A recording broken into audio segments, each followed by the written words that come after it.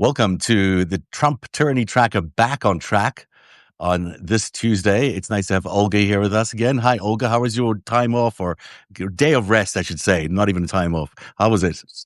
It was good. It's desperately needed. And honestly, to tell you the truth, which I want to write about, it's a mental health month. And we are dealing with so much, and we don't realize how much we're dealing with. Everybody needs to figure out a way to pace yourself and take the time needed, because it really, my brain shut off. I just really, unless my house would have exploded, I did not want to know nothing over the past few Yeah. days. And it Well, you just look tells you great. how much Mm. we need this time to ourselves, and we could do both. Everyone is going through so much stress right now. This is a very incredibly stressful time, no matter what role you're playing with. You're, doing what we do or what people just as an ordinary citizen. It's just a very, very stressful time. So anything you can do to give yourself a mental health break is so important, and taking time to yourself and the things that matter to you. Sometimes it gives you a better perspective on where we're at. And you look really relaxed and energetic. Yeah. Yeah. I was about to say you look really energized. So that's good. Welcome back. We were just talking before we got on the air, and it's worth just spending some time on it. The talks tomorrow happening in Turkey, in Istanbul, supposedly direct talks between Putin and maybe Zelensky, but it could be definitely Russia versus Ukraine across the table with Erdogan mediating. Maybe Trump will show up. We don't know. But you were just saying this is all theater, and that there's a couple of red lines that people have to understand are very important. What did you mean by that? Well, as American media continues to carry on, like, oh my God, there's a ceasefire plan, there are negotiations, whatever. First of all, this whole negotiation is a sham plan. But there have been, actual crimes that Russia has carried out on a mass scale. One is genocide. Russia has kidnapped Ukrainians, have identified 21,000 children. Okay, 21,000 that Russia has kidnapped. And they didn't just kidnap these children. They kidnap them, they take them to Russia, torture them, beat them, and basically erase their Ukrainian identity. They're not allowed to speak Ukrainian. They cannot, say the Ukrainian national anthem, nothing. They erase it, indoctrinate them to be Russians, and then hand them off to Russian families, frankly, these days as gifts to people who lost their own children in this genocidal war. The civil society, for them, this is a very big sticking point. I worked on war crimes in Russia that Russia's committing against Ukraine, both in mass war crimes and in genocide and in the destruction of, cultural institutions and the kidnapping of kids. This is what Putin, which was unprecedented at the time, that a sitting leader, there was an arrest warrant issued. And for civil society, the main thing is that these children are returned. So whatever is decided by whomever, it doesn't matter whether it's Europe or, Trump or Zelensky, even with Zelensky, people need to understand Ukraine runs in a very different way. It's not like United States or Europe where everyone, looks up to the president as the leader. There, the civil society is who leads the country. And they give, the president enough room to operate. But once there's betrayal, that follows a revolution. We saw this during Maidan in 2014 when Yanukovych betrayed Ukraine by citing and moving the country from EU, which was embedded in the constitution, to towards Russia. And I mean, civil society in a minute started coming out in protest, staying in protest every single day and night for 4 months until Yanukovych fled the country to Russia. We saw this during the Orange Revolution. So all these theatrics, I mean, first of all, this is a very long war with Ukraine, between Ukraine and Russia. We have to go back. Stalin killed millions in a genocide, millions of Ukrainians. This is a centuries-old war between the two countries. And there are certain things, you're not going to sit and discuss. No, Ukrainians, maybe they'll temporarily cease territory, but it's not about the territory. Each town has Ukrainians who are living in fear, held in hostage, have to walk around. They cannot say anything because they will be either tortured, disappeared, or murdered. Mm. Each town that is under Russian occupation, they are grabbing Ukrainian men, which is another war crime, and forcing them to go to the front line to kill fellow Ukrainians. So, I mean, these are issues that cannot be resolved in an Istanbul meeting. These are issues that are not going to be resolved with Witkoff running to Moscow and trying to first of all, I think the whole Moscow thing is business deals that had nothing to do with Ukraine, but these things can't be resolved like this. I mean, there are very you know like demands that need to be met, and Russia itself claimed that they took 700,000 children. Can you imagine someone walking into America and taking 700,000 children It's that impossible have to imagine. families Yeah. and kidnapping them to another country? So what you're saying is this is really not about borders. This is not about, ceding territory. It's about the human factor of what's happened to people who live in Ukraine or former Ukraine. That's now being some of the areas have been occupied by the Russia. What you're saying is that it's about the human factor. It's about these kids. It's about the people living in fear. And that's stuff that can't be negotiated over a negotiating table. That's stuff that's got to be, there's got to be real proof. Now, some of these children, and you've worked so closely on this for many, many years, um, have been taken for a long time. You said that maybe it could be 2014, after wow, Russia 10 years illegally longer. annexed Crimea, they started kidnapping Ukrainian children. Donbass, they were kidnapping Ukrainian children. Some were able to escape and came back. But again, this is, I mean, uh, an extremely traumatic thing that has happened. Everyone has seen in Ukraine what happens under Russian occupied territory since 2014, while Germany, Merkel, and other European leaders were busy negotiating the Nord Stream pipeline and business deals. Russia was setting up concentration camps in Crimea, Mm. in Donbass. I mean, there were war crimes happening at the time, and this is something that you cannot erase, and no one in Ukraine is going to be okay with a ceasefire or a deal that benefits Russia and does not, in the long term, get Ukrainian land back to rescue the Ukrainian people trapped inside. I mean, this is just common sense. If someone, breaks into your house, kills and rapes your wife and children, leaves a few children behind, you're not going to be like, oh, never mind them, let me just start and continue with a new life. It's common sense. Common People sense. are going to fight for, freeing these people. And that's it. And Russia is an aggressor. I mean, and this is another thing that eventually they will, if we ever get the world back to somewhat normal, Mm. that they will be charged with genocide. Russia flaunts it. There are thousands of statements between Putin, between top senior Russian officials, that they want to eliminate Ukrainians. Until every Mm. Ukrainian is eliminated, they will not stop. And then you have to factor in, that Trump is like, oh, let them have these 5 regions, whatever. These regions are turned into military bases. Mm. Crimea was turned into a military base from 2014 as Russia continued preparing to launch a full-scale invasion. And they moved ballistic missiles there, and they moved, Air Force Base and everything else. So, I mean, it's not a simple thing as people make it. Oh, Thursday, maybe Trump will show up. Oh, maybe, Zelensky and Putin is buying time. Putin cannot stop this war. His economy right now will Mm. collapse if it shifts off of a war economy. He needs to continue this war.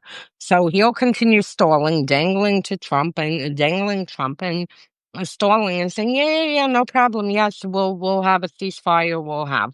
In the meantime, you know, with the ceasefire nonsense again, Russia sent over 100 drones across Mhm. Ukrainian cities, killing more Ukrainians yesterday. So there's your Yeah, I mean, ceasefire. certainly the demand that Zelensky had was that there be a ceasefire from yesterday. That obviously didn't happen. There won't be a ceasefire by tomorrow.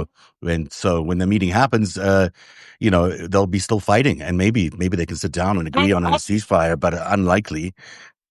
And even the whole premise of how the Western media discusses it, negotiations. What fucking negotiations? Russia illegally came over a border. They can easily, they want to end the war. Putin can order it right now and say, you know what? All my troops come back home, cross over the border. What negotiations? What are we negotiating?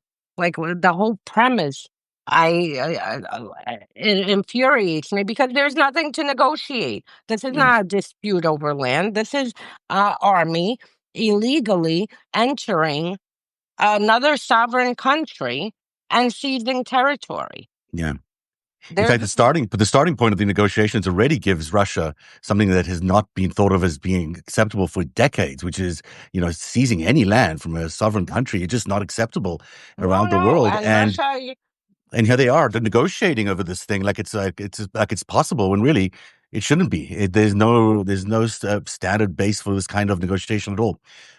Love your analysis. Thank you for sharing that. And also the idea of the people that are trapped psychologically and with their rights being taken away inside Ukraine. It's so important to remember that there are people, it's not just geography. There are people being trapped there are people. in these areas that are being forced to live under the Russian dictatorship, and under authoritarian rule that is basically, as you point out, a military base now. And people who are still resisting, who are Hmm. still quietly going and putting Ukrainian symbols on bus stops inside territory Wow. to prove that they are Ukrainian. No matter how many guns are pointed to their head, they are still Ukrainian. This is still their home. This is still their land. Such a tragic circumstance. And we'll see what happens Thursday. Let's move on to some of the stories on the tracker today, because others will take up the whole time to do that. Let's begin with the Trump administration continuing its financial assault on Harvard University. So they've announced an additional $450 million in grant cuts to Harvard University, deepening a financial crisis that now totals $2.65 billion it's withheld in federal funding.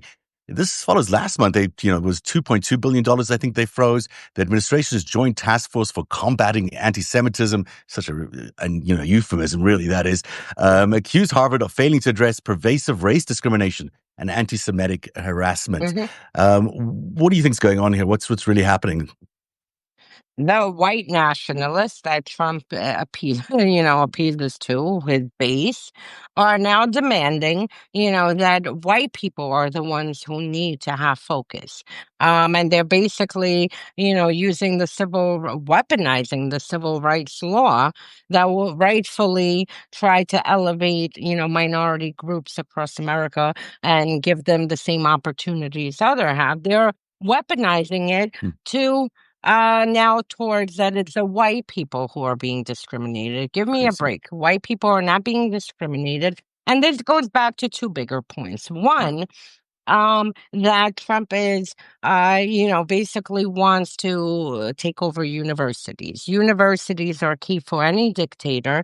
And, by putting these things now, I mean, for the federal government to come into universities, tell them who they should hire, how many they should hire.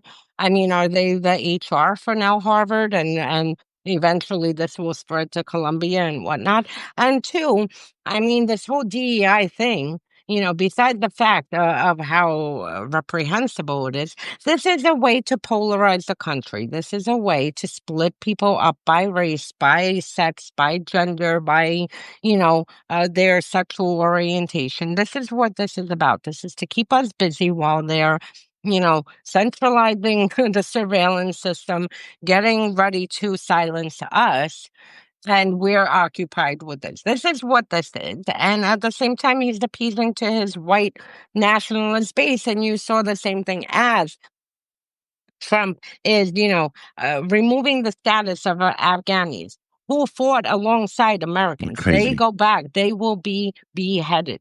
Yeah. This is what's going to happen to them. 9,000 plus who are here on temporary status.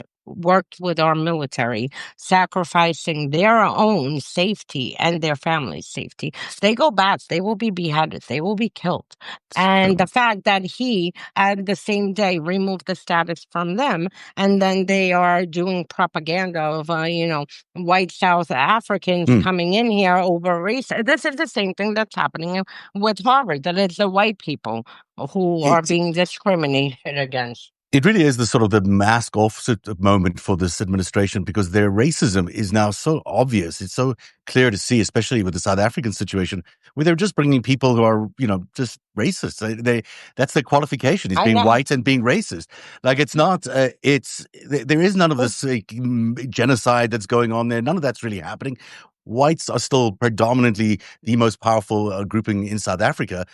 So there's no discrimination against them. They're only 8% of the population, yet they have 60 to 80% of the outputs in terms of the economy. So, it's not true that there's any genocide against these South Africans. And then they're being not being forced, they're giving these people green cards to come live here. And their only qualification is that they're whites and that they're probably racist. They'll come and tell us a story about maybe how they were hurt, maybe victims of crime or whatever. But really, the reality of it is, everybody's a victim of crime in South Africa. It's a very crime-ridden place. It has nothing to do with the color of your skin. oh, I can say, I mean, I remember when Ukrainians had to escape bombs and missiles and drones falling on their head. I mean, when they were coming here and into Poland and across Europe, they were shell shocked. I mean, shell shocked. They weren't coming with fucking, suitcases rolling through. Like so many suitcases. And I'm looking at these videos. I'm like, my God, what kind of refugees are these? Like they Mm, have so many and they're all happy and waving and whatnot. This is not the look of people who are escaping, persecution or, and I've seen yeah. enough of it. I've dealt with Syrians who've escaped Assad's regime. I've dealt with Ukrainians. I've dealt with Russians who've escaped Putin's regime. They are shell shocked. You could see by the face. They're not coming in, like all happy and filming a commercial. Yeah. Yeah, absolutely. I mean, they're basically were modeling for the cameras there yesterday. It was just embarrassing for the United States to be accepting them, but it's so horrific to be doing it on the same day as the Afghan refugees, and they're being revoked. I mean, it's such a tragedy, and I wonder still where Ukrainian refugees are going to land up with in the future. I mean, who knows? They'll be kicked Certainly, out soon. Don't worry. Trump's raised this before. The other really fascinating story from the Trump Tourney Tracker today is the hostile real takeover of the Library of Congress. The Library of Congress has always been, as it says, the Library of Congress. It belongs to the legislative branch, but it's where the archives of America are kept. They do a meticulous, amazing job, and they help the members of Congress do their research. They help journalists do their research. They're very, very detail-oriented, very, very good group of people that work over there, obviously. And now Todd Blanche, who's the president's former lawyer, Mm, is who yeah. who's who Donald Trump wants to choose as the librarian of Congress. Now, it's not clear yet how he can do that. He is, of course, entitled to appoint anyone he wants, but because it is a congressional library, there are questions about whether he can really do this and whether this is a constitutional crisis. What's going on there? Because there was a standoff yesterday. Yeah, so apparently, like in Russia, everyone here wears several hats. I mean, we have Marco Rubio as the Secretary of State, and what else is he now? National Security Security advisor. Advisor. Yeah, a And couple of he others. also had, yeah, he had a few more roles. Todd Blanche is a high-level Department of Justice official, Trump's former lawyer, and now head of the Library of Congress. It's very fascinating. This is where resistance, worked temporarily. So Todd Blanche got appointed to this position after Trump just fired two other people. He got appointed to this, and he selected two people to go there, to send over for positions there. And the staff literally locked them out. And they and they said that, the executive branch has absolutely no control or right over the Library of Congress. And they literally locked them out. I mean, in Yesterday there was like a standstill and Capitol Police had to be sent Good for over. them. They, Good for them. they refused to let them in. And this is Mm, exactly what you need to do with this yeah. ridiculous regime because they, you know, send Musk and, and other, like, I mean, people with no insignia who are breaking into buildings. So here, they took a stand and so far, 24 hours, it's still holding. There's been no military, Yeah. driving through. Now, But Tom Blanche this is not just a shows you what they want, yeah, but he's you not a know? librarian. He's a lawyer, right? I mean, he doesn't have the skill set necessarily. And wasn't the person who was removed from this job involved in one of those cases against Donald Trump? I think it was the documents case in Mar-a-Lago, that the librarian who was removed, she testified or at least provided some evidence in that case. And Yeah, one of them who was there were two people who were yeah, removed yeah. last Yeah. week. One of them provided a report basically discussing some dangers, and that's why she was silenced. So, I mean, this regime is ridiculous. And this, it just, for me, it showed two things. One, that they continue their power grab, even, in instances where they have no legal authority, and two, that resistance still works even if you have to lock the door, Hey, lock them out and sometimes tell them go away. Sometimes I wish we could do that with the entire administration. Maybe one day we will. Um, Yeah, Elon Musk is currently in Saudi Arabia with Donald Trump on this of course, mission. Yeah, of course he is. Just the of money is. course. Um, but he's got other conflicts of interest happening in his role as the Trump advisor and also a federal contractor.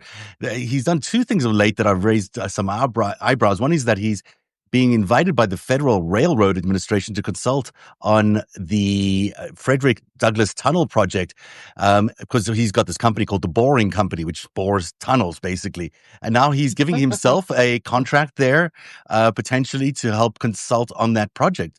That's a big $8.5 billion project that they're building there. This is obvious that he keeps doing this time and time again. And the other thing that's Welcome. also happened is in the FCC is now considering, the Federal Communications Commission is considering taking away the bandwidth or the satellite bandwidth of EcoStar and giving it to Starlink, because Musk is saying that basically EcoStar is not using its bandwidth correctly. So two cases just in the last few days where you've got him again just using his power to benefit himself, his companies, and to insert himself into every aspect of the government. And now he's in Saudi Arabia and Qatar lining up more contracts. No, and look, again, this is welcome to Russia. This is what it is. This is how, for people who really didn't understand how Russia operates when it comes to the oligarchs, welcome to Russia. This is Mm. how it is. And people get lucrative contracts. They carry out tasks for the state, and then the state rewards them by basically, giving them contracts. And this is what he's doing. And again, this is time and time again, the media carried on that he's exiting and, and painted his whole thing. It's temporary exit. He's not temporary.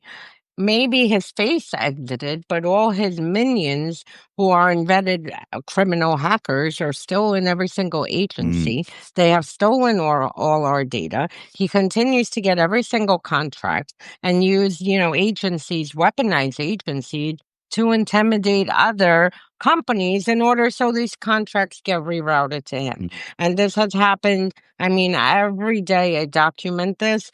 At least three times a week, I see another contract that Musk is pulling towards himself.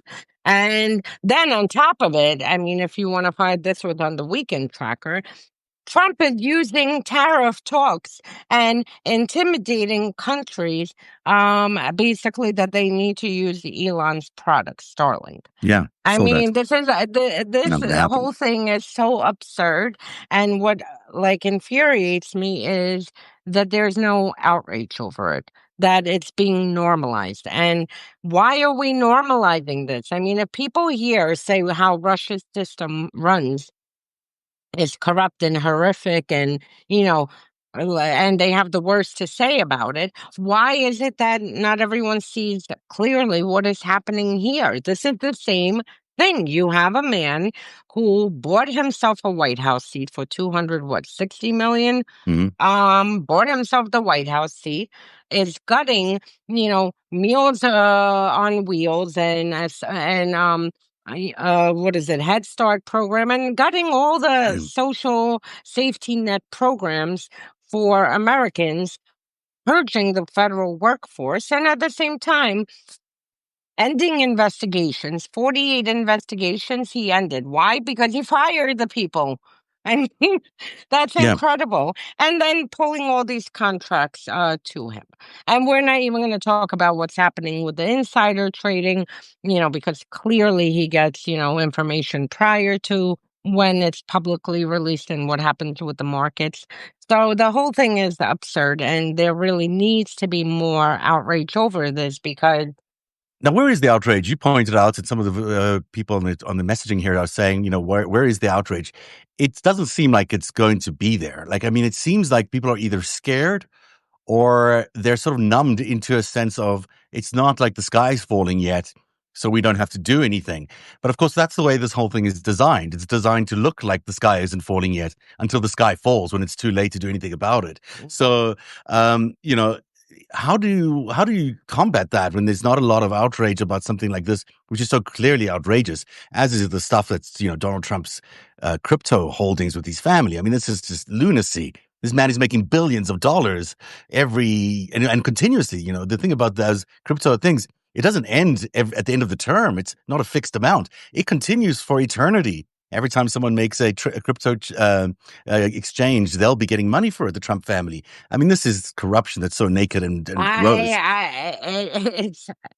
It's so outrageous. And then adding the $400 million freaking flying Trump tower. I Yeah. mean, the whole thing is just so disgusting, and really, people need to push back because I keep saying during the first term, Trump, kind of he did the same things on a Mm. smaller scale, but he actually attempted to cover some of it. Now he feels so emboldened that he's like, screw Right. you. Yes, I am going to suspend habeas corpus. What are you going to do about it? Yes, I want a $400 million jet from Qatar, while Yeah. I pretend to be combating anti-Semitism here, Mhm. failing to explain. And he himself in 2017 said that Qatar was the financier and provided Of course. logistics to Hamas, to Hezbollah. They've been providing, logistics to the Houthis. So they support terrorist organizations. And here, he himself said this, and now fast forward, he feels so emboldened, he doesn't need to hide it. He could just do whatever he wants. And we really need to push back because, if he was, I mean, it would be disgusting enough if he was stealing all this money and making all this money using the presidency, but he's doing it at the expense of grandma and grandpa and at the Mhm. expense of children. I mean, as we see all these programs being gutted, we see CDC, we don't have bird flu response people. We don't have various pandemic response people. You see the tracker every Mhm. day. Mhm. They're dismantling another agency. He is that's him and Musk are stealing money for themselves. I mean, it's disgusting, and we really need to push back about it Yeah. because you're right. The sky doesn't fall overnight. One day you wake up, and so many things have happened that you realize that's it. The Yeah. sky's not there anymore. The thing that they keep doing is they keep putting out press releases or making public statements on Truth Social to declaring what they're doing. Just because they're doing that doesn't make it legal. Just because they're being transparent or so-called transparent about it, or they're telling you that they're doing it, does not make it legal. It's still a very illegal, corrupt act that they're doing. And it is money that's coming directly out of the taxpayers' funds and out of the taxpayers' budget. So one hopes that people are going to be more outraged. I think there's just a lot of chill in the air around protests and around fear, around general speaking out. But I think if it's still happening, the military parade on June the 14th will be an interesting day because there'll be protests planned that same day. So we'll see what happens if we can get a lot of people out for then. Yeah, because every dictator needs, a military parade. Got to fit the role. Yeah, Oh, exactly. We took a little longer than normal, but thanks very much, Olga Lautman from the Trump Tourney Tracker. Try say that fast a few times. Good luck. We'll be back tomorrow and every day between at 2:00, giving you, well, every Monday to Friday, giving you a update on everything that's going on in terms of authoritarian creep. My name is Zev Shalev. You can find my blog at narrative.org, narativ.org, and you can find Olga Lautman at the Trump Tourney Tracker. Have a good day, Olga. Good to see you. Bye. Bye. You too. Bye.